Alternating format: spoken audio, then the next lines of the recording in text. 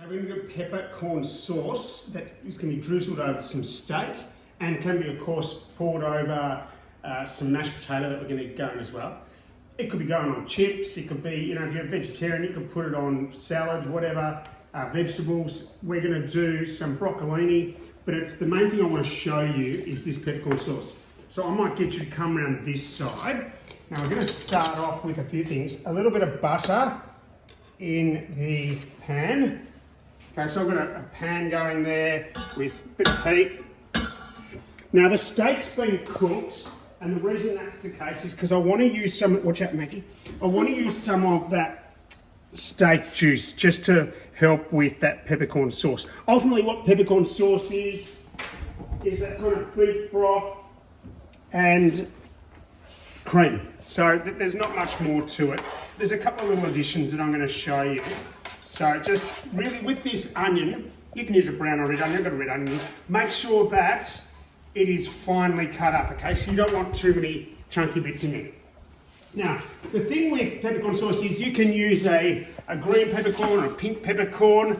I like to use a combination of the two so we can really get that crunch, and you get a little bit of heat too from it. Now, the green peppercorns come in a brine. I've got dry ones here, so we're going to have to add a little bit of liquid to that. And this is a beautiful little peppercorn sauce. Now, you won't need to add too much to it. Look, I say maybe, let's go three sort of teaspoons of the peppercorn and just some twisted pepper as well, okay?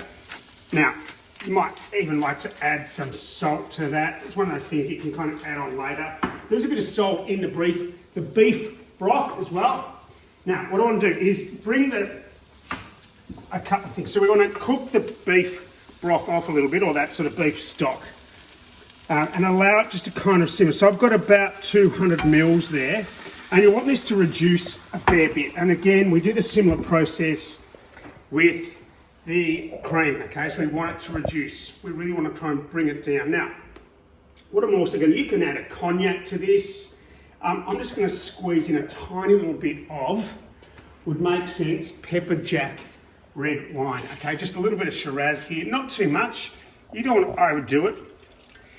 You don't want it to be too winey in terms of that flavour. And that alcohol will actually burn off as the heat gets to it. So let's just let that simmer for a while.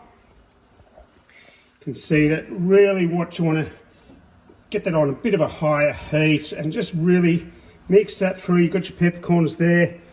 I've got a sense that I might need one more scoop of peppercorns. Just feel like I need a little bit more. 1 and 2. And letting that simmer as well. So you can see that kind of simmering a little bit there. Just really want to reduce that, get that sort of reduction in the sauce itself. Now, while I've got that going, I also wanted to do some mash. So I've got a combination of potato and sweet potato that have been in the microwave for about 15 minutes. And what I want to do with this, there's a tiny little bit of boiling water already in that pan, which just helps it kind of get that moisture. So you can see I did cook that with a fair chunk of butter as well. So you want to get that fairly soft and allow the cooking process to be a lot quicker. Now, combination of things. You might have one of these. I'm going to show you a few things how to do this. Just breaking it down, watching that sauce as well. You can just come back to that sauce for a second.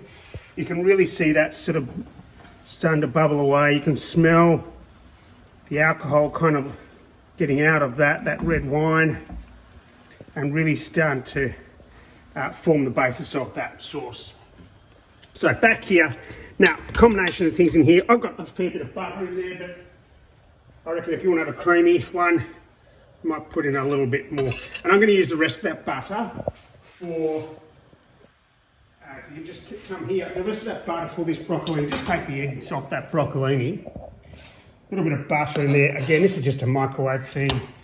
Bit of butter, bit of salt on that as well.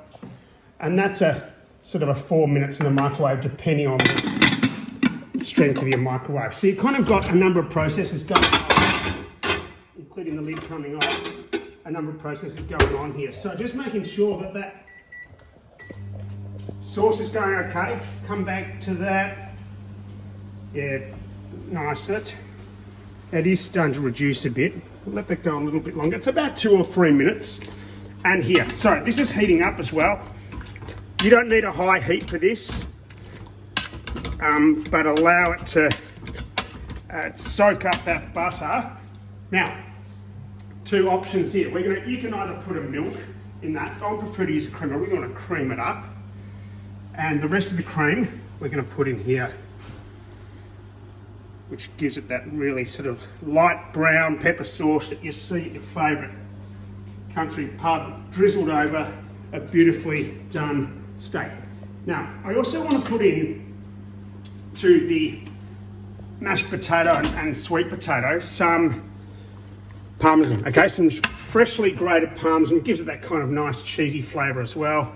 So give it a good go in terms of that parmesan. You might have pre-grated parma, or you might need to grate it yourself like we are. Make sure that's not boiling too much, a little bit of salt in there.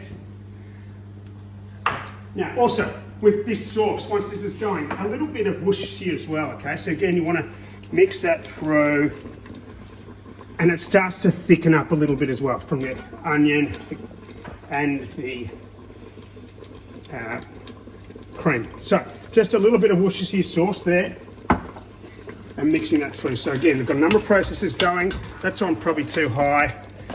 Let's mash that up a little bit. Nice, and you really want to get the lumps out of it. You can see the cheesiness in that. Don't have to overdo it, depends what you like. You can put a little bit of chunks of chilli in there. Of course, I'm prone to that. I might just turn that on and let that go, and just come back to this sauce.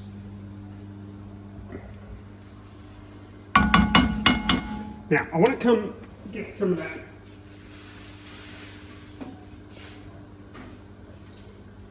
rested steak sauce, just the juice from that resting steak, okay? Give that extra bit of flavour, making sure you don't drop the steaks in. They're resting well. You just want to make sure that's about a 3 or so minute process there. Just let that thicken up a little bit, and then we'll give the taste test. So let that go. That's on. I might just turn that down. You don't want to have to boil it too much. And with this little wizard thing, what you can do is you can really much of that off as possible. Maggie's not sure what's going on. Give myself a little bit of space, bringing this over here, turning that off. And what you want to do is really lighten up the mashed potato. So this gets a bit of air into it and really softens it up, breaks up those chunky bits as well. Make sure it doesn't go everywhere. If you don't have one of these machines, that's right, you can crunch it with one of those crusher things. But I like this because it brings a lot more air into it. So everything's on board, we've got the microwave going, got this going. Maggie's hungry, we'll come back and show you this plated up.